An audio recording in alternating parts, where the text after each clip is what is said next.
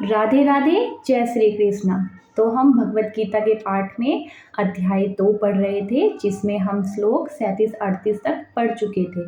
तो मित्रों, जो हमने पिछले श्लोक में पढ़ा था उसमें जो भगवान श्री कृष्ण हैं वो अर्जुन को बता रहे थे कि अर्जुन, जो कर्म करना है वो हमारा कर्तव्य है, लेकिन हमें उसके प्रति फल की चिंता नहीं करनी चाहिए, क्योंकि जीवन में चाहे विजय हो या पराजय हो, सुख मिले या फिर दुख मिले, हमें हर सिचुएशन में, हर परिस्थिति में समभाव रहना चाहिए। और समभाव से हमें क्या मिलती है? शांति मिलती है और आत्मबल मिलता है।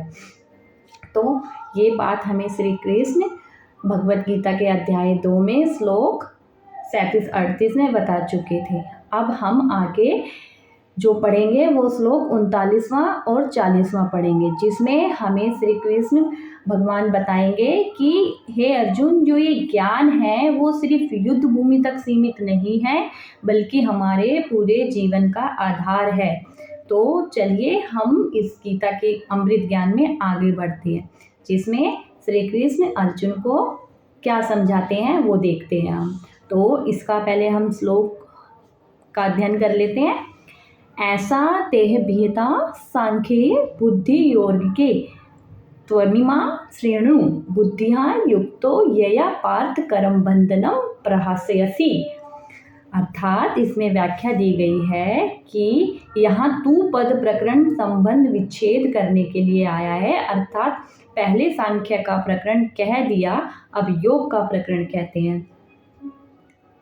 मतलब सिंपल भाषा में क्या समझा रहे हैं ये हम पढ़ लेते हैं। इसमें बताया गया है कि जो ये समबुद्धि का जो वर्णन पहले सांख्य योग में ये कर चुके हैं वो अच्छे से बताया है, जिसमें देह देही के बारे में ठीक तरीके से व्याख्या की गई थी।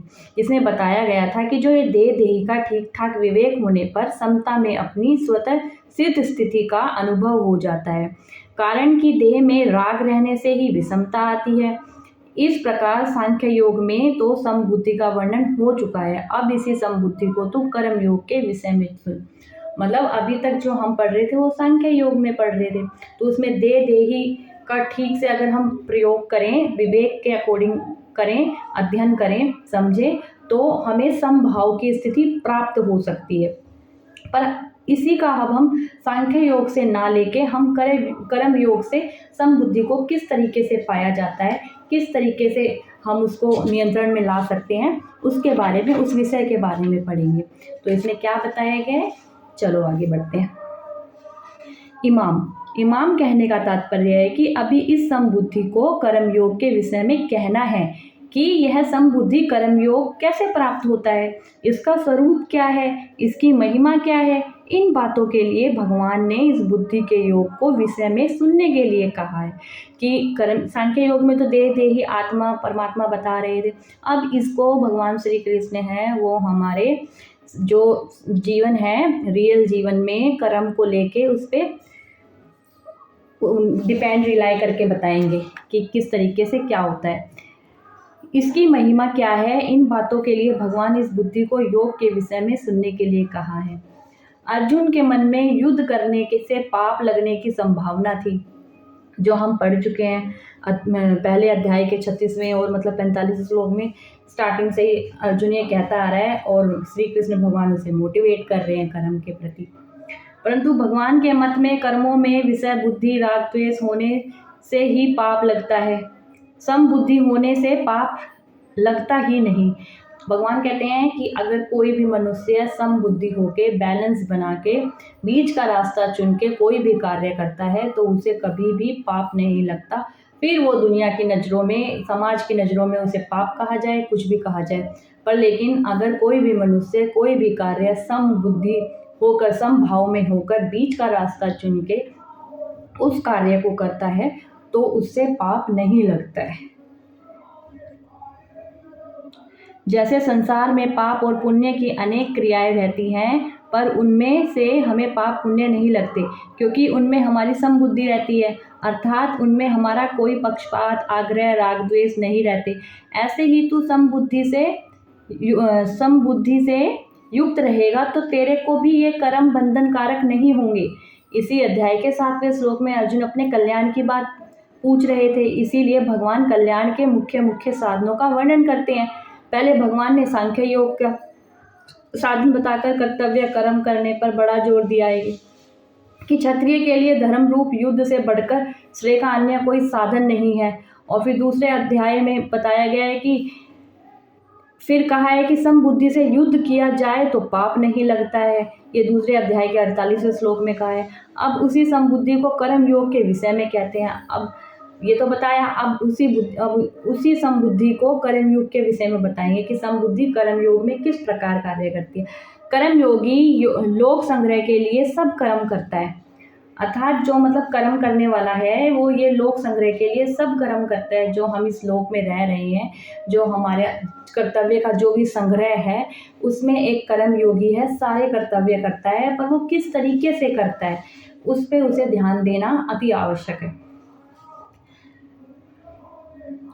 लोक संग्रह के लिए कर्म करने से अर्थात निस्वार्थ भाव से लोक मर्यादा सुरक्षित रखने के लिए लोगों को उन्मार्ग से हटाकर सन्मार्ग में लगाने के लिए कर्म करने से समता की प्राप्ति सुगमता से हो जाती है। समता की प्राप्ति होने से कर्मयोगी कर्म बंधन से सुगमता पूर्वक छूट जाता है। मतलब जो हमारे ये कर्मों के बंधन हैं, जो कर्मों के बंधनों से जो हम बंधे हुए हैं और इन बंधनों के चक्कर में हम बार बार जन्म लेते हैं, आते हैं, और जिनसे हमारे कर्म योग जुड़े होते हैं उनके साथ हम अपने कर्म काटते हैं, तो ये बंधन जो है ये बंधा रहता है। इस जन्म में फिर नए बंधन बना लिए, फिर पिछले जन्म के जो थे कर्म ऐसे हमारे बढ़ते रहते हैं, कुछ कटते हैं कुछ बढ़ते हैं, कुछ कटते हैं कुछ बढ़ते हैं। क्योंकि हम जन्म मनुष्य का जब ले लेते हैं तो हम समझ नहीं पाते कि हमें जो ये अपने कर्म बंधन है किस प्रकार काटने हैं। तो वही भगवान श्री कृष्ण बता रहे हैं, अगर ये कर्मों का बंधन काटना है तो लोगों को उन्मार्ग से हटकर सन्मार्ग में लगने की जरूरत है। मतलब कोई भी कर्म करो उसे समता भाव से करो। किसी भी पलड़े को एक साइड, मैंने बताया था पिछले श्लोक में कि पिछले श्लोक में 32वें 34 में बताया था कि किसी भी कार्य को करने के लिए हमें एक पक्ष में ज़्यादा झुकाव नहीं करना चाहिए। कि जैसे अगर सुख है तो सुख में हमें अति सुख की प्राप्ति नहीं करनी चाहिए, ठीक है। अगर दुखी हैं हम तो अति हमें दुख की प्राप्ति नहीं करनी चाहिए, ज़्यादा डिप्रेशन एंजाइटी नहीं लेना चाहिए जैसे आजकल की जो जीवन में चल रही है। इसको अगर हम बीच के रास्ते से समभाव में लेके चलेंगे तो धीरे धीरे जो हमारे कर्मों के बंधन हैं वो भी कटने लग जाएंगे और हमारे जो नए बंधन हैं वो नहीं जुड़ेंगे। जैसे कि अगर हम कोई कर्म कर रहे हैं, अगर हम किसी का भला भी कर रहे हैं, मैं आपको एक एग्जांपल देती हूँ। जैसे हम किसी का भला कर रहे हैं, किसी के लिए अच्छा कर रहे हैं, तो वो अच्छा हम कर रहे हैं तो वो अच्छा सिर्फ हम तक सीमित रहना चाहिए कि हमने किसी का भला किया है। पर लेकिन अगर उस भले में हम मान चाहते हैं और वो चाहते हैं कि अपनी है कि लोग हमें जाने कि भाई हमने इतना भलाई का धार्मिक इतना सब कुछ कार्य किया है, हमने उसके लिए ये कर दिया। मतलब लोग बाग बहुत धर्म के कार्य करते हैं पर वो बता के करते हैं, दिखा के करते हैं कि मैंने ये किया ये किया ये किया, उसका मैं आ जाता है, उसका अहम आ जाता है। तो उसके जो कर्म बंधन कटने वाले होते हैं वो ना कट के उसके और बंध जाते हैं, क्योंकि जब उसका उसमें स्वार्थ आ जाएगा तो स्वार्थ आने पर फिर कर्म जुड़ जाते हैं। तो संभाव का मतलब ये है कि अगर तुम कोई भी कार्य कर रहे हो, अच्छा भी कार्य कर रहे हो, बुरा भी कार्य कर रहे हो, तो वो बैलेंस में होके करो, उसमें एक प्रति किसी भी तरफ झुकाव नहीं होना चाहिए। जैसे कि आपने कहावत सुनी होगी कि अगर कोई बंदा इस हाथ से दान कर रहा है तो इस हाथ को भी पता नहीं होना चाहिए। तो उसकी जो उसका वो जो उसने मतलब पुण्य के काम करे हैं वो उसके खाते में लिखे जाते हैं, अदरवाइज नहीं तो नहीं लिखे जाते हैं। कर्म उसके कटते नहीं है और आगे बनते चले जाते हैं। तो कर्म योग में समता भाव को इस तरीके से बताया गया है। 39वें श्लोक में 30वें श्लोक के बाद ही ठीक बैठता है और यह वही आना चाहिए था, ये बता रहे हैं कारण है। आगे चलते हैं। अतः यहाँ ये श्लोकों के बारे में बताया गया है। फिर इन 8 श्लोकों में यहाँ देने का कारण यह है कि कर्मयोग से समता कहने से पहले कर्तव्य क्या है, और अकर्तव्य क्या है, इन दोनों में भेद करना जरूरी है। अर्जुन के लिए युद्ध करना कर्तव्य है और युद्ध ना करना अकर्तव्य है। भेद बताया है कि जैसे कि हमारा जो कर्तव्य है उसको अगर हम करते हैं तो वो कर्तव्य है, पर लेकिन उस कर्तव्य को अगर हम नहीं करते तो वो हमारा अकर्तव्य बन जाता है। तो कर्तव्य और अकर्तव्य में भेद यही है। जैसे उस सिचुएशन में अर्जुन को धर्म का पालन करना चाहिए, उसका धर्म क्षत्रिय धर्म है, उसे युद्ध में लड़ना चाहिए। अगर वो मतलब युद्ध लड़ता है तो वो धर्म का पालन करता है, वो कर्तव्य अपना कर रहा है, कर्तव्य का पालन कर रहा है।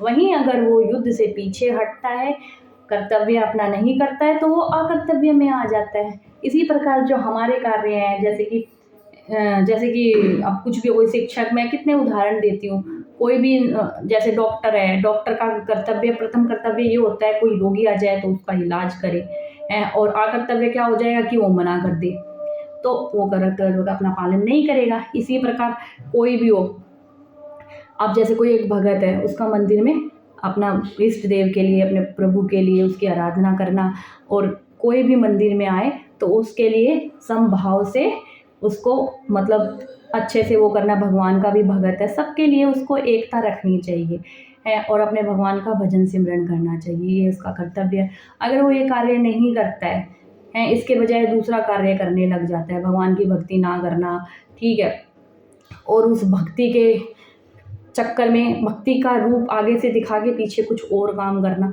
तो उसका अकर्तव्य हो जाता है। तो हर किसी के लिए है, माँ बाप है, माँ बाप का कर्तव्य अपने बच्चों के लिए होता है, अपने बच्चों को अच्छी शिक्षा देना, उसका भरण पोषण, पालन पोषण करना, अच्छे संस्कार देना, ये माँ बाप का कर्तव्य होता है। वहीं अगर वो ठीक है ये काम नहीं करते हैं तो फिर उनका वो अकर्तव्य हो जाता है। बच्चे को शिक्षा नहीं दे रहे हैं उसके बचपन की उम्र में, ठीक है, उसको अच्छे संस्कार नहीं दे रहे हैं, तो ये अकर्तव्य में आ जाता है। तो बस वही है, जो हमारा कर्तव्य बनता है, जो एक्चुअल में करना चाहिए, जिसमें भलाई होती है सबकी, अगर वो काम हम नहीं करते हैं अकर्तव्य में आता है, और वही हम करते हैं तो कर्तव्य में आता है। सिंपल भाव है इसमें।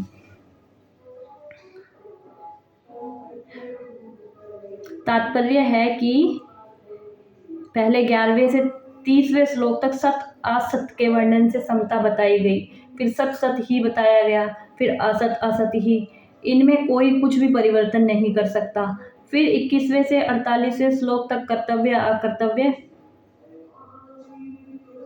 की बात कहकर 39वें श्लोक से अकर्तव्य का त्याग और कर्तव्य पालन करते हुए कर्मों की सिद्धि असिद्धि और फल प्राप्ति अप्राप्ति की संतन। तो यही बता रहे हैं कि किस श्लोक से लेकर किस श्लोक तक किसका भाव ज़्यादा रहा है। तो यही बताया है कि अब जो है, अब ये बता रहे हैं कि 48वें श्लोक तक कर्तव्य अकर्तव्य की बात कहकर 39वें श्लोक में ये अकर्तव्य के बारे में बता रहे हैं। ठीक है, इसका परिशिष्ट भाव अब हम देखते हैं। कर्म योग के 2 विभाग हैं, कर्तव्य विज्ञान और योग विज्ञान। भगवान ने 31वें से 37वें श्लोक तक कर्तव्य विज्ञान की बात कही है, जिसमें कर्तव्य कर्म करने से लाभ और ना करने से हानि का वर्णन किया है। अब यहाँ से 53वें श्लोक तक योग विज्ञान की बात कहेंगे। पूर्व के श्लोक में भगवान जिस समता की बात कही है वह सांख्य योग और कर्म योग दोनों साधनों से प्राप्त हो सकती है। शरीर और शरीरी के विभाग को जानकर शरीरी विभाग से संबंध विच्छेद करना सांख्य योग है। मतलब बोल रहे हैं सांख्य योग क्या बताया है कि जो हमारा शरीर और शरीरी है, इनके विभाग को जानकर, इन दोनों को जानकर शरीर विभाग से संबंध विच्छेद करना सांख्य योग है। मतलब मायने में जो सांख्य योग में क्या मेजर पॉइंट है, उसकी मेन चीज़ है, उसमें ये है जो हमारी आत्मा है और जो हमारा शरीर है, ये दिखने में तो हमें एक ही लगता है, पर मनुष्य को क्या करना चाहिए, अपनी आत्मा को मतलब अपनी शरीरी को शरीर से अलग हटा के जो कर्तव्य करता है उससे मतलब अपना संबंध विच्छेद करके परमात्मा की तरफ बढ़ना, आत्मा को परमात्मा में लगाना, ये सांख्य योग बताया है कि सांख्य योग में हमें धीरे धीरे अपने शरीर से मतलब संबंध विच्छेद करना है, रिश्ता तोड़ना है कि भाई शरीर हमारा अलग है, आत्मा अलग है, इन दोनों को अलग अलग करके हमें इन दोनों को एक नहीं मानना है, अलग मानना है कि भाई शरीर तो आता जाता रहता है पर आत्मा हमेशा अजर अमर रही है, शरीर ही हमेशा थी, है और रहेगी। तो अगर इस तरीके से चलते हैं तो ये सांख्य योग बताया गया कि सांख्य योग ये है। तथा कर्तव्य और अकर्तव्य विभाग को जानकर अकर्तव्य विभाग का त्याग और कर्तव्य पालन करना कर्म योग है। और कर्म योग क्या बताया है कि पहले तो हमें, अभी मैंने बताया आपको 39 श्लोक में, पहले हमें कर्तव्य और अकर्तव्य दोनों में विभेद करना है कि कर्तव्य क्या होता है, अकर्तव्य क्या होता है। हमें जब पता चल जाएगा कि ये कर्तव्य हमारा करना है और ये अकर्तव्य है, मनुष्य अकर्तव्य का त्याग करके, कि मतलब मुझे ये नहीं करना चाहिए, ये करना चाहिए, अकर्तव्य का त्याग करके और अपने कर्तव्य की तरफ आगे बढ़े, कर्तव्य का पालन करें, तो वो कर्म योग है। तो उससे हम कर्म योग से भक्ति कर सकते हैं। सांख्य योग से शरीर और शरीरी में विभेद करके अपने शरीर से संबंध विच्छेद करके, रिश्ता तोड़ के भक्ति की तरफ बढ़ते हैं, तो वो हमारा सांख्य योग से भक्ति होगी। तो कर्म योग सांख्य योग में ये विभेद बताया गया है। मनुष्य को दोनों में से किसी भी एक साधन का अनुष्ठान करके इस समता को प्राप्त कर लेना चाहिए, कारण कि समता आने से मनुष्य कर्म बंधन से मुक्त हो जाता है। मतलब इन दोनों में से आप किसी भी एक चीज से अपने आप को मतलब प्रैक्टिस करके समता को प्राप्त कर सकते हो। अगर समता को प्राप्त कर लोगे तो इन कर्म बंधनों से मुक्त हो जाओगे। रास्ता बताया है भगवान श्री कृष्ण ने कि अगर तुम्हें बीच का रास्ता किस प्रकार चुनना है, बीच का रास्ता बता दिया कि भाई अगर कर्म योग से करोगे तो अपना जो कर्तव्य बनता है मनुष्य का वो उसे करना चाहिए, और अकर्तव्य जो उसका है, मतलब कर्तव्य ये मेरा बनता है करना, ये कर्तव्य हो गया, मैं उसको नहीं करूँगा तो वो मेरा अकर्तव्य होगा। तो मुझे नहीं करना कभी भी नहीं मानना है कि मेरा कर्तव्य है तो मुझे करना है। नहीं करना मतलब वो हमारा मन है, मन चंचल है, शरीर है, शरीर में आलस होता है, वो करना नहीं चाहता है कार्य, ठीक है। मन है, मन और चीज़ों में, इंद्रियों के सुखों में लगाता है जो नहीं लगाना चाहिए। तो हमें जो हमारा कर्तव्य बनता है वो हमें करना चाहिए। अब जैसे कि मनुष्य का कर्म योग तो ये बोलता है मनुष्य जीवन मिला है, सुबह उठो, ब्रह्म मुहूर्त में उठो, भगवान का नाम लो, सिमरन करो, भक्ति करो, ठीक है, और अच्छे कार्य करो, अपने घर के कार्य करो, ये तो हमारा कर्तव्य बनता है। पर लेकिन इसके अलग से हम हटके देखें तो शरीर नहीं जवाब ही दे देता है, नहीं उठता है। मन है, ललचा जाता है, इंद्रियों के वश में हो जाता है, आलस आ जाता है, आलस मनुष्य को घेर लेता है, नहीं उठने देता है। जो उसने अपना कार्य प्लान किया था वो उसमें बीच में रोड़े डाल देता है, तो इंसान धीरे धीरे कर नहीं पाता है। पर वही इंसान अपने शरीर को करड़ा करके, मन को मजबूत करके, वो उसे पता है मेरा ये कर्तव्य है, वो कर्तव्य करना प्रारंभ करेगा, तो वो धीरे धीरे समता भाव में आने लग जाएगा और अकर्तव्य त्याग देगा और कर्तव्य का पालन करने लग जाएगा। धीरे धीरे फिर उसकी भक्ति बनने लग जाएगी। एक धर्मशास्त्र पूर्व मीमांसा है और एक मोक्ष शास्त्र उत्तर मीमांसा है। मतलब धर्म शास्त्र को तो पूर्व मीमांसा बोला है और जो जिससे हमें मोक्ष की प्राप्ति होती है उसे उत्तर मीमांसा बताया गया। यहाँ 21वें से 37वें श्लोक तक धर्म शास्त्र की और 39वें से 53वें श्लोक तक मोक्ष शास्त्र की बात बताई। मतलब अभी तक तो कृष्ण भगवान है, जो हमने 37 तक 38 तक जो पढ़े थे श्लोक, उसमें श्री कृष्ण भगवान है, धर्म का पालन करो, धर्म का पालन करो, अर्जुन को समझा रहे हैं धर्म शास्त्र से। पर लेकिन अब हम आगे पढ़ेंगे हम 53वें श्लोक तक, इसमें मोक्ष शास्त्र के अकॉर्डिंग पढ़ेंगे 39 से 53 तक, ठीक है। इसमें भगवान मोक्ष की बात करेंगे। धर्म से लौकिक और परमार्थिक दोनों तरह की उन्नति होती है। धर्मशास्त्र में कर्तव्य पालन मुख्य है। धर्म कहो चाहे कर्तव्य कहो, एक ही बात है। धर्म और कर्तव्य एक ही बात है। धर्म का पालन करो मतलब कर्तव्य का पालन करो। जो करना चाहिए उसको ना करना भी अकर्तव्य है। कि जो हमें करना, मैंने अभी बताया, जो हमें हमारा कार्य है वो हमें करना चाहिए, वो हम नहीं करते हैं तो वो अकर्तव्य बन जाता है। वही चीज़ आगे ये बता रहे हैं जो मैंने आपको पहले डिस्क्राइब कर दी। और जो नहीं करना चाहिए उसको करना भी अकर्तव्य। हाँ, ये चीज़ और नोट कीजिए, जो हमें नहीं करना चाहिए हम उसको करते हैं तो वो भी अकर्तव्य में काउंट होता है। एक तो ये जो हमें करना चाहिए हम उसको नहीं कर रहे हैं, वो अकर्तव्य में आ गया। पर लेकिन और एक हमें नहीं करना चाहिए और वो हम कर रहे हैं, तो वो भी हमारा अकर्तव्य में आ गया। ठीक है, जैसे कि कहते हैं कि किसी जीव को मारना नहीं चाहिए, नहीं मारना चाहिए, ठीक है, पर फिर भी जीव की लालसा में, अपनी जीव के चटोरेपन में मनुष्य मारता है जीव को, वो अकर्तव्य करता है। तो वो अकर्तव्य अपना कर्म बो रहा है।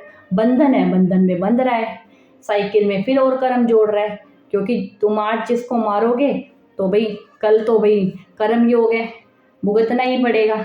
आज हम जिसको जैसे कष्ट दे रहे हैं तो अगले जन्म में हमारे कर्मों की जो बुक है वो बनती जा रही है, तो हमें उसका कर्जा चुकाना पड़ेगा किसी ना किसी तरीके से। तो वही है, जो नहीं करना चाहिए उसको कर रहे हैं, वो भी अकर्तव्य है।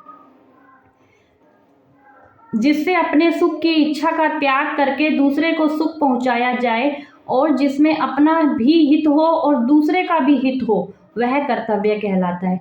मतलब कर्तव्य क्या है? कर्तव्य ये है कि मनुष्य अपने सुख की इच्छा का त्याग करके दूसरे मनुष्य को या फिर दूसरे जीव को सुख पहुंचाता है, ठीक है, और जिसमें अपना भी हित हो और दूसरे का भी हित हो, जिसमें सबका हित हो, वही कर्तव्य होता है। ठीक है, कर्तव्य अगर किसी इंसान को ये कन्फ्यूज़न हो कि कर्तव्य क्या है, तो ये समझ लेना कि हम अपने सुख की उसमें त्याग कर रहे हैं, सामने वाले के भले के बारे में सोच रहे हैं कि हाँ, और उसमें हम सोच रहे हैं कि हमारा भी हित होगा और सामने वाले का भी हित होगा, बल्कि सबका हित होगा। ऐसा कर्तव्य करता है मनुष्य, तो उसका वो एक्चुअल में कर्तव्य का पालन माना जाता है। कर्तव्य पालन करने से योग की प्राप्ति अपने आप हो जाती है। अगर हम अपना कर्तव्य इस तरीके से करते हैं तो हमें योग की प्राप्ति अपने आप हो जाती है। कर्तव्य का पालन किए बिना मनुष्य योगारूढ़ नहीं हो सकता। मतलब अगर हम कर्तव्य का पालन नहीं करेंगे तो हम योगारूढ़ नहीं हो सकते। ठीक है, योग की प्राप्ति होने पर तत्व ज्ञान स्वतः हो जाता है। अगर हमें जैसे कि हम कर्तव्य के थ्रू भक्ति करना चाहते हैं, तो हम कर्तव्य का पालन कर रहे हैं समता भाव से, तो हमें योग की प्राप्ति हो जाती है। मतलब तत्व ज्ञान हमें स्वतः ही हो जाता है कि ये भगवान का जो अंश है, एक तत्व है, वो क्या है, धीरे धीरे उस तत्व की ज्ञान हमें होने लग जाता है धीरे धीरे, जो कर्म योग तथा ज्ञान योग दोनों का परिणाम है। जो कर्म योग कर्म करने से और धीरे धीरे हमारा ज्ञान भी बढ़ता है तत्व के बारे में कि ये तत्व ज्ञान क्या है। तो कर्म योग और ज्ञान योग दोनों को मिलाकर जो मिलता है वो परिणाम ही भक्ति कहलाती है। ठीक है, तो कर्म योग तथा ज्ञान योग दोनों से हम भक्ति को पा सकते हैं, यही बताया गया है। तो आज के लिए हम यही विराम देते हैं। मैं आप सबसे यही रिक्वेस्ट करूँगी कि आप ये सीरीज़ ज़रूर देखिए, क्योंकि आगे आगे भगवान श्री कृष्ण बहुत और अच्छी ज्ञान की बात अर्जुन को बताने वाले हैं, जो हमारे रियल जीवन से कोरिलेट करती है। तो आप ज़रूर इसे सीरीज़ को अटेंड करिए। मैं डेली पार्ट करती हूँ, तो आप इसकी सीरीज़ ज़रूर ज्वाइन करिए और ज़रूर देखिए। आपको अगर अच्छी लगती है तो आगे आप शेयर, लाइक, सब्सक्राइब भी ज़रूर कीजिएगा, जो कि ये मतलब अगर ये जो मनुष्य, जो भाई बहन सुनना चाहता है, इंटरेस्टेड है इन चीज़ों में, तो उन तक ये ज्ञान पहुंच सके। धन्यवाद। राधे राधे।